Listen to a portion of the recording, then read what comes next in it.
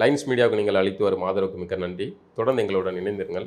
Like பண்ணுங்கள், subscribe பண்ணுங்கள், நண்பர்களுக்கு பகிருங்கள். நாம் இணைந்து பயணிப்போம். லைன்ஸ் மீடியா தமிழ் உறவுகளுக்கு வணக்கம். இன்றைய அரசியல் களம் நிகழ்ச்சிக்கு தங்களை அன்போடு வரவேற்கிறோம். நான் வணக்கம். வணக்கம் சின்னா.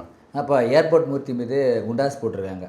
மேலும் மேலும் அவர் மீது வழக்குகளை தொடுத்து அவர் இக்கட்டான சூழ்நிலைக்கு கொண்டு போகிறத நீங்கள் எப்படி பார்க்குறீங்க? இல்லை, நம்ம இதை ஏற்கனவே எதிர்பார்த்தது தான். அந்த டிஜிபி அலுவலக வாசலில் நடந்த அந்த தாக்குதல் சம்பவம் இருக்குல்ல, ஏர்போர்ட் மூர்த்தி மீதான தாக்குதல் சம்பவம்.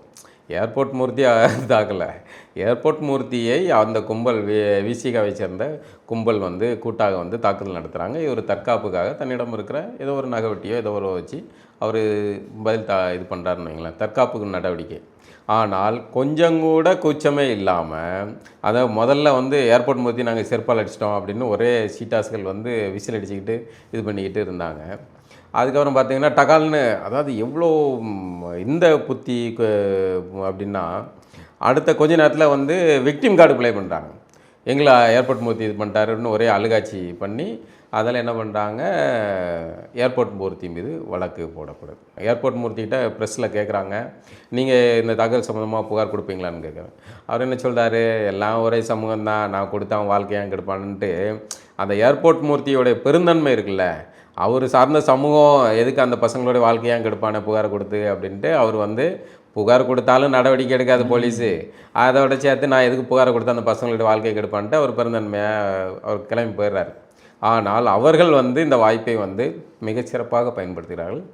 தாக்குதல் நடத்தியவர்களே போய் போலீஸில் புகார் கொடுத்து அவர் மீது நடவடிக்கை எடுக்கிறாங்க. இது எல்லாத்துக்கும் அடிப்படை நாதமாக இருக்கிறது பார்த்திங்கன்னா, ஏர்போர்ட் மூர்த்தி திராவிட மாடல் அரசின் அட்டவணை பிரிவினர் மீதான தாக்குதலும் அட்டவணை பிரிவினருக்கு வர்ற நிதிகளை முறையாக கொடுக்காமல் அதை திருப்பி அனுப்பியது உள்ளிட்ட பல விஷயங்களை அவர் ஒரு பறையர் சமூகத்தை சேர்ந்தவராக இருந்து கேள்வி எழுப்புகிறார். அந்த கேள்வி எழுப்புதலோடு சேர்த்து இந்த கூட்டணியில் இருக்கும் திருமாவளவன் ஏன் இந்த உரிமைகள் சார்ந்த விஷயங்களை பேச மாட்டுக்காரு அப்படிங்கிறத கேள்வியாக முன்வைக்கிறார். இதுதான் இந்த பிரச்சனையுடைய முக்கியமாக ஏர்போர்ட் மூர்த்தி திராவிட வழக்கமான பறையர் பிரிவை சார்ந்தவர்கள் திராவிட கூடாரத்தில் அடைபட்டு கிடப்பது போல் இல்லாமல் அவர் தமிழ் தேசிய இனத்தின் தொல்குடி சமூகமான தாய்குடி சமூக அடையாளத்தை அரசியலை முன்னெடுக்கிறார். ஆண்ட பரம்பரை அரசியல் பேசுகிறார், திராவிடத்தை மறுதளிக்கிறார், திராவிடத்தை ஏற்கவில்லை, கடுமையாக விமர்சிக்கிறார். அப்போ திராவிட கூடாரத்தில் இருக்கும் திருமாவளவனோ விசிகாவோ இல்லை சீட்டாஸ்களையோ அவர் கடுமையாக விமர்சிக்க வேண்டிய தேவை வருது. அப்போ திராவிட அரசியல் நேர் எதிராக தமிழ் தேசிய அரசியல், தமிழ் தேசிய அரசியலில் அவர் ஒரு புரட்சி தமிழகம் பறையர் பேரவையின் அமைப்பின் தலைவராக தமிழ் தேசிய அரசியல் பக்கம் அந்த தரப்பில் என்ன சொல்ல வராங்க, நீங்கள் எதிர்க்கிறதா இருந்தால் நீங்கள் திமுகவில் எதிர்க்கணும், இதுக்கு திமுக கூட்டணி இருக்கிற விசிக இதற்கான காரணம் இல்லை. அதான் திமுகவை விமர்சித்தால் குறுக்கு மறுக்க இவங்க தாங்க வாழ்கிறாங்க. நம்மளே விமர்சிக்கோம்ல, அதில் பார்த்தீங்கன்னா குறுக்க இவர்கள் தான் குத்து வாங்குறாங்க. அம்பு அவர்களுக்கு ஏயப்பட்டது அம்பு, அவர்கள் பதில் சொல்லட்டும், திமுக பதில் சொல்லட்டும், திராவிட மாடல் பதில் சொல்லட்டும், திராவிட ஸ்டாக்குகள் வாயை திறக்கட்டும். அவங்க வாயை திறக்கிறது கிடையாது. ஆனால் இவர்கள் குறுக்க மறுக்க வாங்குற 2 சீட்டு 4 சீட்டுக்கு எதுக்கு இப்படி குறுக்க மறுக்க விழுந்து அம்பு குத்து வாங்குறீங்க அப்படிங்கிறது தான் இது. அப்போ கேள்வி நீங்கள் எல்லாத்தையும் மடை மாற்றும் போது அதை ஏர்போர்ட் மூர்த்தி மாதிரி ஆள்கள் கேள்வி கேட்க தான் செய்வாங்க. அப்போ உங்களுக்கு அது குடைச்சலாக இருக்குது. இப்போ ஏர்போர்ட் மூர்த்திக்கும் திருமாவுக்கு தனிப்பட்ட மோதலா இல்லை விசிகாவுடைய தனிப்பட்ட மோதலா கிடையாது. இல்லை, அவர் சார்ந்த சமூகத்தின் சார்பாக அவருக்கு அரசியல் கேள்வி கேட்குறார். விசிகாவினர் நடத்துவது தலித்திய அரசியல், ஏர்போர்ட் மூர்த்தி கேள்வி கேட்பது பறையர்களின் அரசியல், தமிழ் தேசிய அரசியல். இப்போ அவர் அந்த பார்வையிலேருந்து அவர் கேள்வி கேட்காரு, இங்கே பதில் சொல்ல முடியல. அப்போ பதில் சொல்ல முடியாத சூழலில் விசிகா மிகுந்த பதட்டத்துக்குள்ளாகுது. திருமாவர்கள் மிகுந்த பதட்டத்திற்குள்ளாகிறார். ஏர்போர்ட் மூர்த்தியை இதை என்ன ஒளிமறைவாக சொன்னாலும் ஏர்போர்ட் மூர்த்தியை பார்த்து திருமாவர்கள் பதட்டமாகிறார். ஏன்னா தன்னுடைய வாக்கு வங்கியாக இருக்கிற பெரும்பான்மை பறையர் சமூகத்தை சார்ந்தவர்கள் எங்கு தன்னுடைய வாக்கு வங்கி அரசியலிருந்து விலகிடுவாங்களோ அப்படிங்கிற பதட்டம் வருது. இது திருமாவர்கள் மிக நுணுக்கமாக எல்லா அரசியலையும் படித்து மேலே வந்தவர், அவருக்கு தெரியும். அது இன்னும் சொல்ல போனால் ஏர்போர்ட் மூர்த்தி சொல்கிற மாதிரி அவர் ஒரு போலீஸ் துறையை சார்ந்தவர். அவருக்கு தெரியும் இந்த சிறு பொறி பெரும் நெருப்பாக எப்படி மாறும் அப்படிங்கிறது அவருக்கு தெரியும். ஏன்னா அவங்க அப்படி சிறு பொறியிலேருந்து வந்தவங்க தானே. நீ வண்டி கூட சொந்த வண்டி கூட இல்லாமல் ஆட்டோவில் இறங்கி பேட்டி கொடுத்துட்டு போகிறவங்க தான் இன்றைக்கி செழிப்பாக மாறிட்டாங்கல்ல. அதே மாதிரி ஏர்போர்ட் மூர்த்தி மாறக்கூடிய சூழல் வரும் அப்படிங்கிற அச்சம் திருமாவர்களுக்கு இருக்கிறது. இந்த உளவிலிருந்து தான் ஏர்போர்ட் மூர்த்தியோடைய கைதை நம்ம பார்க்கணும். அப்போ இந்த வழக்கு, இந்த தாக்குதல் சம்பவம் எல்லாமே ஏதோ ஒரு வகையில் திட்டமிடப்பட்டதாக தெரிகிறது, சந்தேகப்படத்தும் வைக்கிறது. அந்த இப்படி ஒரு தாக்குதல் நடத்தப்பட வேண்டும், அதன் பிறகு வந்து புகார் கொடுக்கப்பட வேண்டும், ஏர்போர்ட் மூர்த்தியை தூக்கி உள்ள வைக்கணும். குண்டாஸில் அவர் வந்து அமைப்பு தொடங்க பண்ணுறார். சுயசாதி பற்று பிறசாதி நட்பு அப்படிங்கிற கோஷத்தை முன்வைத்து எந்த சக தமிழ் குடிகளோட எந்த மோதலும் வரக்கூடாது, எல்லாரும் இணக்கமாக இருப்போம், அவர்கள் உங்களை டிஸ்டர்ப் பண்ண மாட்டேன், நீங்கள் அவங்கள டிஸ்டர்ப் பண்ணக்கூடாது அப்படிங்கிற ஒரு புரிதலை உருவாக்கணுங்கிற அடிப்படையில் அவர் பயணிக்கார். அவர் கூட மற்ற எல்லா தமிழ் குடிகள் எல்லாரையும் இணைச்சு பயணிக்கார். எல்லாரும் கூட நல்ல நட்பின் அடிப்படையில் இருக்காங்க. இந்த அரசியல் வந்து இது ஆரோக்கியமானதா இல்லையா? சரிதானே? ஒருத்தர் யாரையும் இது பண்ணக்கூடாது. ஆனால் இந்த அரசியல் வந்துட்டால் வந்து வியாபாரம் எப்படி நடக்கும்? தலித்திய அரசியல் வியாபாரம் எப்படி நடக்கும்? முடியாதுல்ல. அப்போ இதெல்லாம் வந்து சிக்கல். அப்போ இந்த சிக்கல் இருந்தால் வந்து இந்த பறையர்கள் எல்லாம் வந்து ஆண்ட பரம்பரை அரசியலுக்குள்ளே போயிட்டாங்கன்னா இவங்க வந்து தலித்திய தாழ்வு மனப்பான்மை அரசியலுக்குள்ளே இருக்க மாட்டாங்க. அப்போ இதை எல்லாத்தையும் கட்டுப்படுத்தி வைக்கிறதுக்கு ஏர்போர்ட் மூர்த்தியத்துக்கு உள்ளவை. அப்போ அந்த 6 மாதத்தில் வந்து தேர்தல் நெருக்கம் வருது. இதெல்லாம் வந்து அவரை உள்ளுக்குள்ளே சிறைக்குள்ளே வச்சிடணும். அந்த வழக்கு புகார் கொடுக்கப்பட்டு அவர் கைது செய்யப்பட்ட போதே நம்ம வந்து கணித்தோம், அடுத்ததாக வந்து இவர் குண்டர் சட்டத்தில் உள்ளே போடுவாங்க எப்படியாவது ஏர்போர்ட் மூர்த்தி. ஏன்னா வந்து அவ்வளோ இது கிடையாது. அப்போது இதன்படி அடுத்தடுத்து அவர் மீது குண்டாஸ் போட்டாங்க.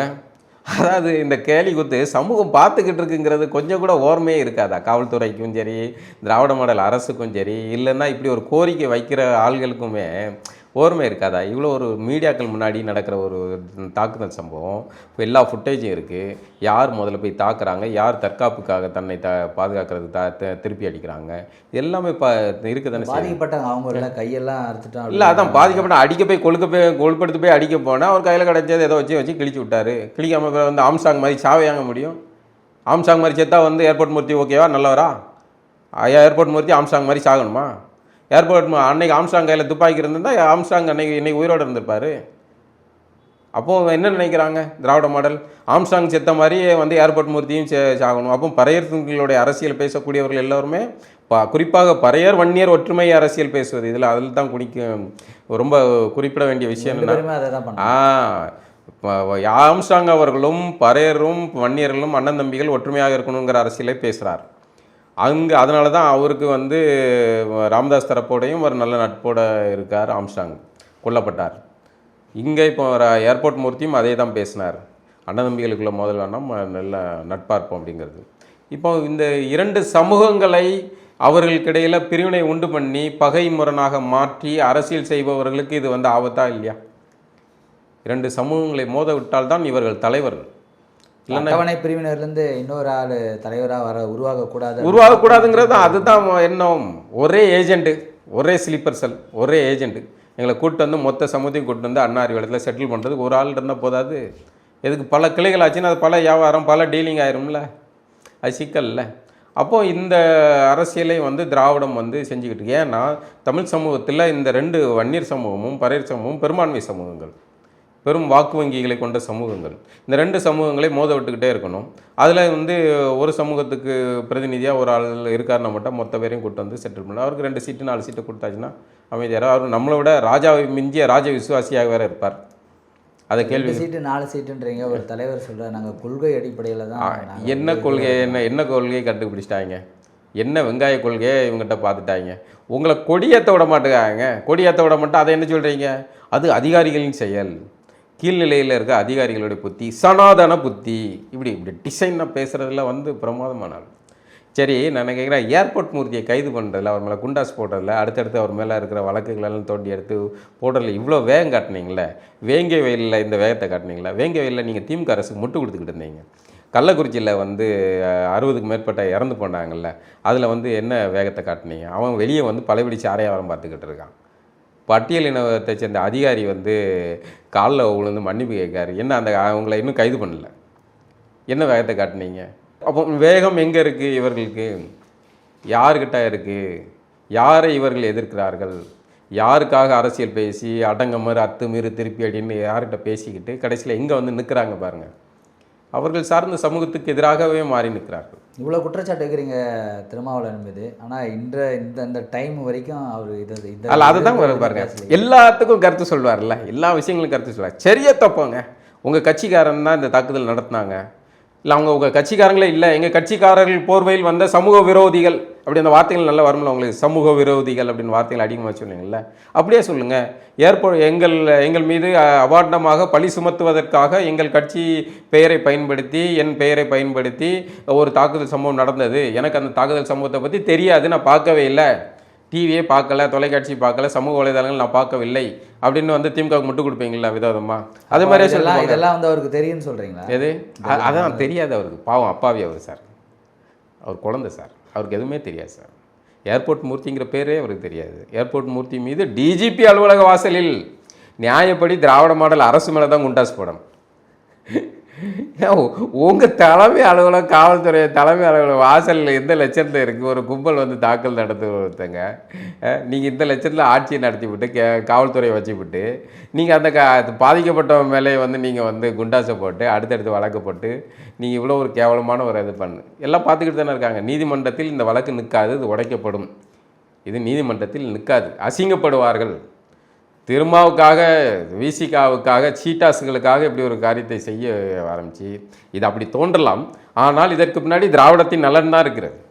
ஏன்னா திராவிடத்துக்கான மொத்த வாக்கு வங்கியை கொண்டு வந்து சேர்க்குற ஒருத்தருக்கு தன்னுடைய விசுவாசிக்கு ஒரு விமர்சனம் வருது அப்படின்னா வந்து ஓனர் கொஞ்சம் தீவிரத்தை காட்டுவார்ல, அப்படி நடத்தப்படுற நடவடிக்கைகள் தான் ஏர்போர்ட் மீதான குண்டாசும் அடுத்தடுத்த வழக்குகளும்.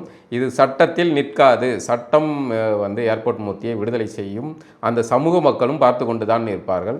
அவர்களும் ஏர்போர்ட் மூர்த்தியை வந்து அரவணைப்பார்கள் அப்படின்னு தான் நான் நினைக்கிறேன். அப்போ சமீபத்தில் நடந்த ஒரு நிகழ்ச்சியில் முதல்வர் சொல்கிறாரு, நாங்கள் கொடுத்த வாக்குறுதியில் வந்து 99% நிறைவேற்றிட்டோம், நாங்கள் நீட்டை மட்டும்தான் விலக்கு வாங்கி கொடுக்கணும், நான் ஏற்றுக்கிறேன், அது இல்லைன்னு சொல்லலை அப்படின்னு சொல்கிறாரு.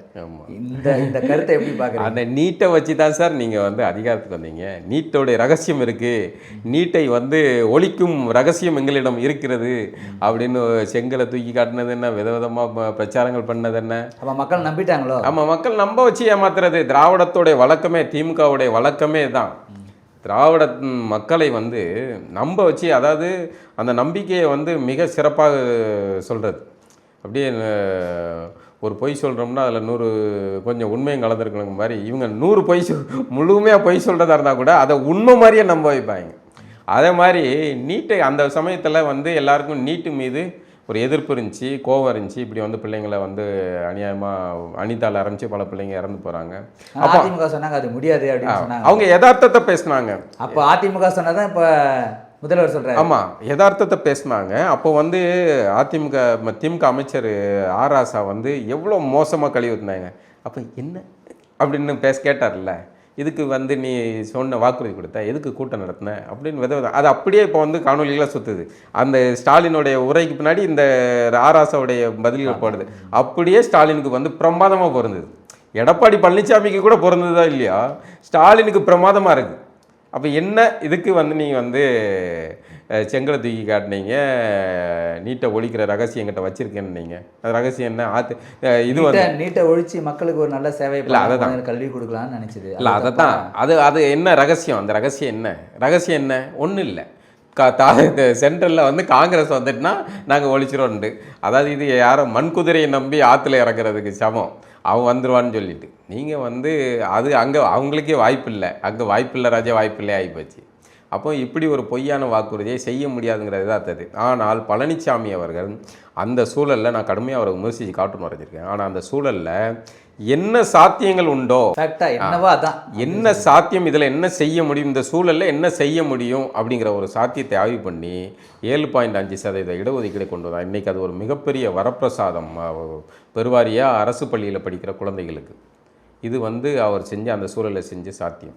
இந்த மாதிரியான ஏதாவது ஒரு சாத்தியங்களை செஞ்சுருக்கணும், அல்லது பிள்ளைங்களை அதுக்கு தயார்படுத்திருக்கணும், அல்லது முழுமையாக நீங்கள் வந்து பெரிய அளவில் கூட்டங்கள்லாம் போட்டு ஒரு இது பண்ணுறீங்கள, இடி ரெய்டுலாம் நடந்தால் வந்து டெல்லிக்கு பறந்து போகிறீங்களா, உங்களுக்கு ஒரு பிரச்சனை வந்தால் இப்படி போகிறீங்க, இதை மாதிரி ஏதாவது ஒரு விஷயத்தை நீங்கள் செய்யணும், அதில் முழு மூச்சாக இருந்து செய்யணும். அப்படி எது செய்கிறதுக்கான வாய்ப்பு இல்லை அப்படின்னா நீங்கள் இதை வந்து வாக்குறுதி கொடுக்க முடியாது. இப்போ வந்து தேர்தல் நெருக்கத்தில் உங்களை எல்லாரும் அதை வச்சு கேள்வி கேட்குறாங்கன்னொன்னே வந்து நாங்கள் நிறைவேற்ற முடியவில்லை.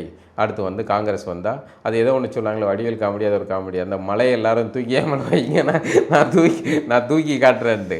மலையை நீ தூக்குவே, மலை எல்லாரும் சேர்ந்து தூக்கி வைப்பாங்களா இவங்க தூக்குவாங்களா? அது மாதிரி இப்போ 2021 தேர்தல் வந்து திமுக நீட்டையும் நோட்டையும் வச்சு தான் ஜெயிச்சிச்சுன்றீங்களா? 2021 இப்படியான பொய்யான வாக்குறுதிகளை நம்பிக்கையை கொடுத்து தான் வந்து ஜெயிச்சாங்க.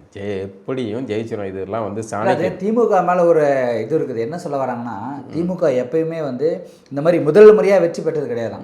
மாற்று வேற வழி இல்லாததான் திமுக ஜெயிக்கும் அப்படின்னு. அவங்க 10 வருஷமா போய் உடனே வேறு வழியில் மக்கள் வந்து ஒரு போர் ஆகிருப்பாங்க, செழிப்பாயிருப்பாங்க. சரி போனால் போகுது, அங்கேயே கிடந்து ரொம்ப நாள் கொவிக்கிட்டு இருக்கான் முத்து அப்படின்னு கூப்பிட்டு கொடுத்துருவாங்க.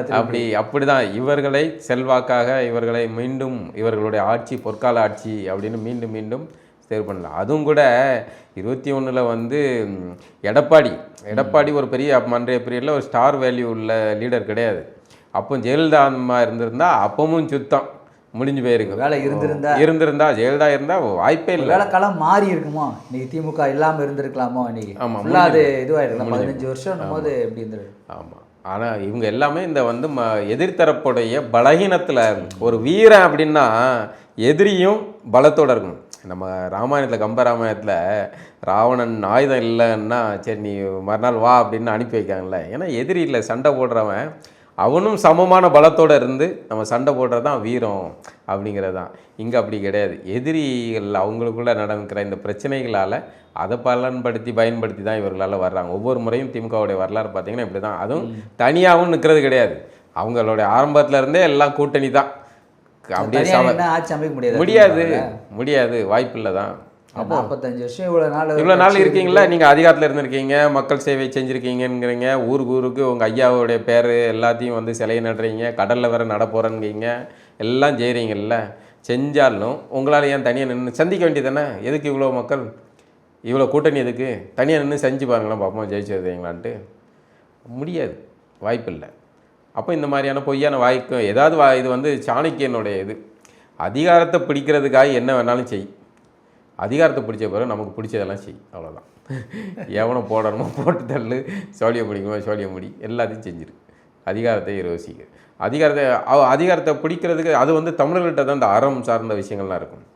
இவர்கள்ட்ட வந்து அந்த அறம்லாம் கிடையாது. அதிகாரத்தை நாற்காலியை பயன்படுத்துறதுக்கு பிடிக்கிறதுக்காக என்ன வேணாலும் செய்வார்கள். அதிகாரம் இருக்கிறதுக்கான தகுதி வந்து திமுக இல்லைன்றீங்க. ஆனால் எதிர்கட்சியாக இருக்கிற தகுதி இருக்குதா? எதிர்கட்சியாக கூட இருக்கிறதுக்கான தகுதி கிடையாதுங்கிற திமுகவை எதிர்கட்சி வரிசைக்கு வர்றதுக்கான ஒரு போராட்ட காலத்தில் வச்சிங்கன்னா தமிழர்களுக்கு நல்லது.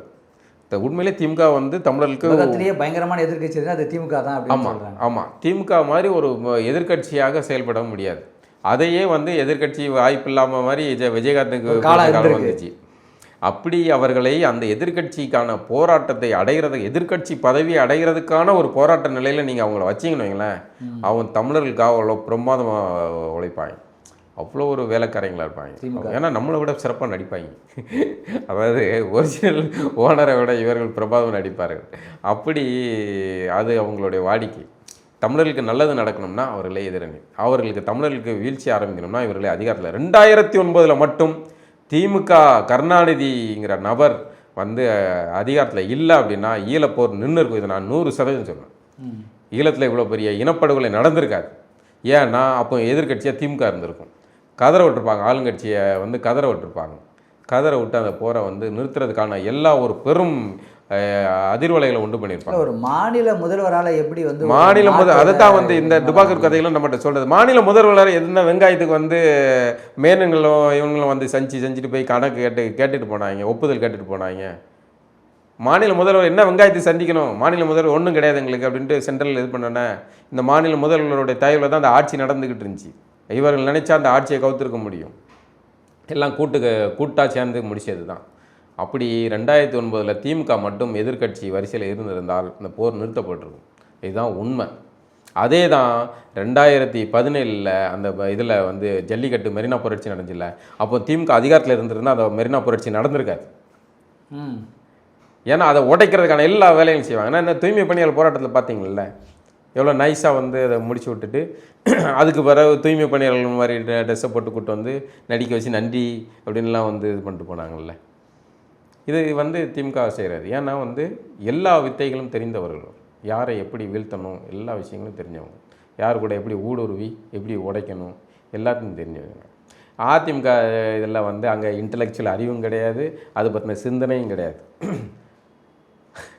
அப்படி ஒரு அவங்க அமைச்சிக்கிட்டு இருக்காங்க. இப்போ பாருங்களேன், அதிமுக கட்சி உட்கட்சி பிரச்சனை. இந்த கட்சி உட்கட்சி பிரச்சனைக்கு எதுக்கு வந்து அமித்ஷாவை போய் பார்த்துக்கிட்டு இருக்கேன்? எல்லாரும் செங்கோட்டையன் அமித்ஷா போய், ஓபிஎஸ் அமித்ஷா, இப்படி ஒவ்வொருத்தரும் அமித்ஷாவை பார்க்குறது இருக்குது. அப்போ உங்களுக்கு ஓனர் யார்? அமித்ஷாவா நீங்களா? அதிமுகவின் ஓனர் யார்? சிக்கல் இருக்குல்ல. இப்போ எடப்பாடி ஒற்றை தலைமையாக வந்துடக்கூடாதுங்கிறது தான் வந்து டெல்லியோட இது. அதுக்காக தான் இந்த குறுக்கு சாலை விட்டுட்டு செங்கோட்டையனை குறுக்க ஓட விடுறது, குறுக்க ஓட விடுறது அப்படின்னு மாறி மாறி கௌசிகளை ஓட விட்டுக்கிட்டு இருக்காங்கன்னு வைங்களேன். ஏன்னா அதிமுகவின் ஒழிப்பில் தான் வந்து பிஜேபி இங்கே வளரணும். இன்னொன்று பிஜேபிக்கு தமிழ்நாட்டை பிடிக்கணுங்கிற பெரிய இதெல்லாம் கிடையாது. அவனுக்கு சென்ட்ரலுக்கு வந்து இந்த அதிமுக குதிரையை வந்து செவ்வாய் கழுதையை பயன்படுத்திக்கணும் அப்படிங்கிறது அவங்களுடைய நோக்கம், வாக்கு வங்கி. ஏன்னா இது ஒரு பருவம் இன்னும் வந்து ரெட்டையில நம்பி குதிரை மக்கள் இருக்காங்க அப்படிங்கிறது. அதுக்கு அந்த கட்சிக்கு ஒரு ஒற்றை தலைமை வந்துடக்கூடாது அப்படிங்கிறத பார்க்குறாங்க அவங்க. அதுக்கு தான் போயிருக்கு. ஆனால் எடப்பாடி பழனிசாமிகிட்ட அந்த இது எடுபடலை. ஏன்னா அவர் சொல்கிறார்ல, ஏன்னா பன்னீர்செல்வம் எல்லாமே சரண்டர் ஆகுறாங்க, பழனிசாமி கட்டாயத்தின் பேரில் போய் நிற்கிறாரு. அப்பவும் வந்து சொல்கிறாரு, எங்களுக்கு சுயமரியாதை தான் முக்கியம், தன்மானம் முக்கியம், ஆட்சி அதிகாரத்தை விட இதுதான் முக்கியம் அப்படின்னு பேசுகிறாருல்ல. அது செய்தி யாருக்கு? அமித்ஷாக்கு. உங்களுடைய உருட்டல் மிரட்டல்கள் நடக்காது அப்படிங்கிறது தான். அதனால் பார்ப்போம் என்ன அதிமுகவுடைய கூத்துகள் வந்து என்ன நடக்குதுன்னு பார்ப்போம். மீண்டும் நிகழ்ச்சி சந்திப்போம். நன்றி. நன்றி, வணக்கம்.